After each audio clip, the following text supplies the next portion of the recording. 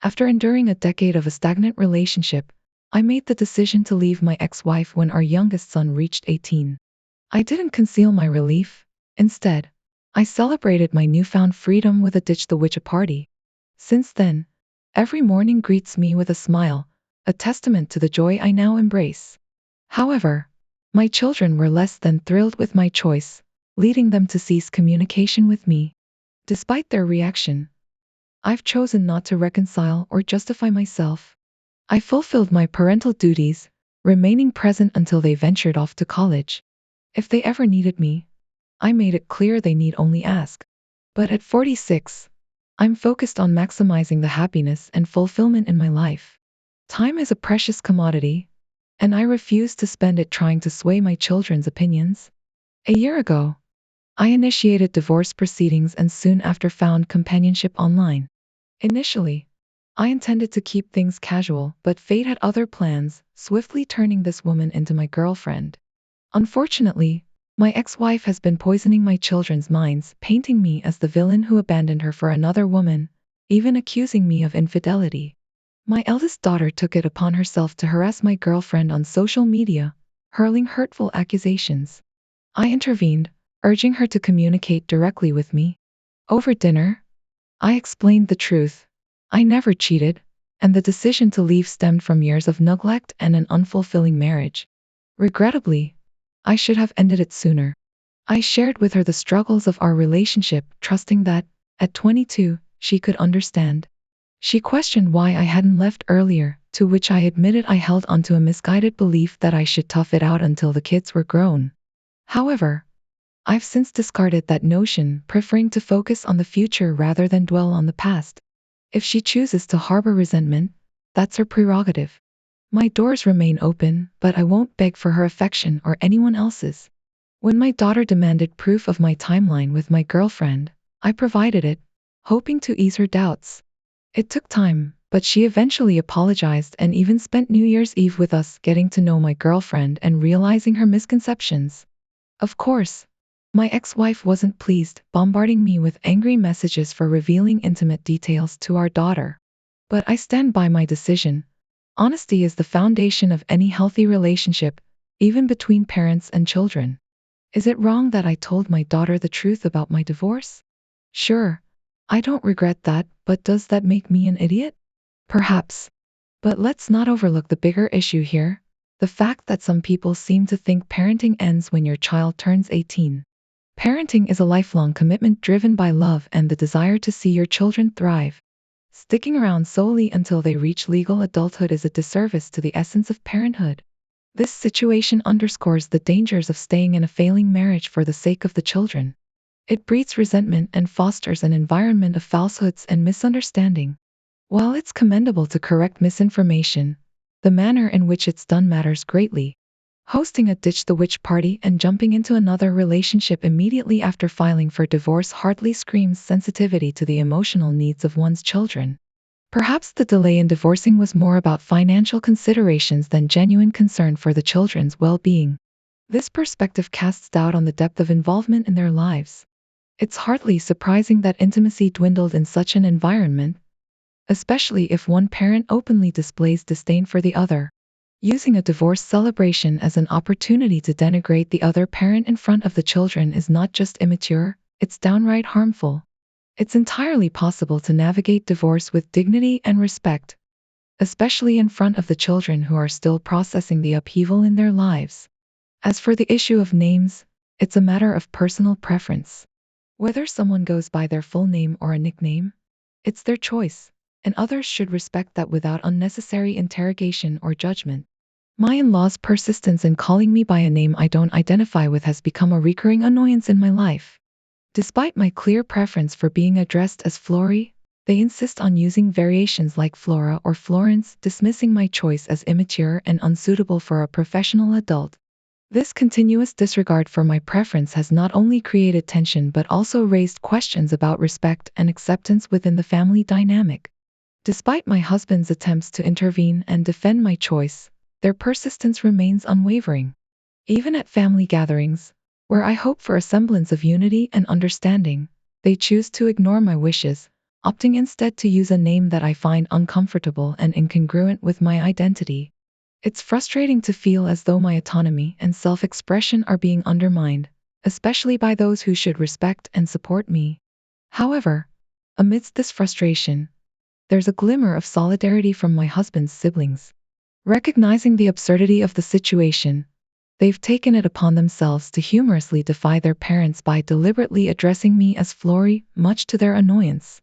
This small act of rebellion not only brings a sense of camaraderie but also serves as a reminder that I'm not alone in this battle for recognition and acceptance. Yet, the tension surrounding my name is just one facet of the larger familial discord that has emerged since my father's passing. Inheritance disputes and disagreements over property distribution have added layers of complexity to an already delicate situation. My sister's insistence on claiming ownership of the family home, despite our mother still residing there, has further exacerbated tensions within the family. Complicating matters is our father's will, which, based on outdated valuations, allocated assets in a manner that no longer reflects their current market value. This discrepancy has fueled resentment and discord, as each party feels entitled to what they perceive as their fair share. Navigating these fraught familial dynamics requires delicate diplomacy and a willingness to compromise. Discussions with my mother have underscored the importance of balancing financial considerations with sentimental attachments, recognizing that decisions made in the aftermath of loss can have far-reaching consequences for family dynamics and relationships. In the face of these challenges, I'm reminded of the importance of communication, empathy, and mutual respect. While differences may arise, it's essential to approach conflicts with an open mind and a willingness to find common ground. Only through honest dialogue and understanding can we hope to resolve these disputes and foster a sense of unity within the family. I feel a bit excluded from the family dynamics, especially concerning the inheritance matter. While my sister is on the brink of finalizing arrangements, I'm left contemplating whether I should assert my rights to a portion of our parents' estate. It's a delicate situation, as I must agree for my share to go to her, yet I'm hesitant to broach the subject with her, fearing it might cause friction and resentment. Adding to the stress, my husband has threatened divorce if I don't assert my claim to what he believes is rightfully mine. This ultimatum has strained our relationship, as I resent his interference in a matter that should be solely between my sister and me. The money I received from my parents was intended for practical purposes, like completing our house and funding our wedding, not to become a point of contention in our marriage. Critics argue that I've already received a substantial sum from my parents, but it's not just about the money. It's about feeling included and acknowledged in the distribution of our parents' assets. However, their perceived fairness is challenged by the fluctuating property values, which have increased since our father's initial assessment. Complicating matters further is my struggle with postpartum depression, which leaves me questioning the rationality of my decisions and actions. It's a tumultuous time, made even more challenging by the complexities of family dynamics and financial disputes. Meanwhile, concerns about our blended family dynamics weigh heavily on my mind. Despite my affection for my boyfriend's son, Jake, navigating the dynamics between him and our newborn daughter has proven challenging. While Jake's affection for his sister is evident, tensions have arisen, adding another layer of complexity to an already strained situation. As I grapple with these conflicting emotions and responsibilities, I'm left wondering how best to navigate these challenges without causing further discord and resentment within our family unit. It's a delicate balancing act, requiring sensitivity, understanding, and open communication to ensure the well-being of all involved.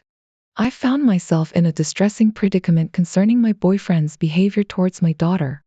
Despite my repeated requests for him to cease, he continues to engage in a troubling pattern of behavior, purposefully startling her, only to laugh off her distress as if it were a joke.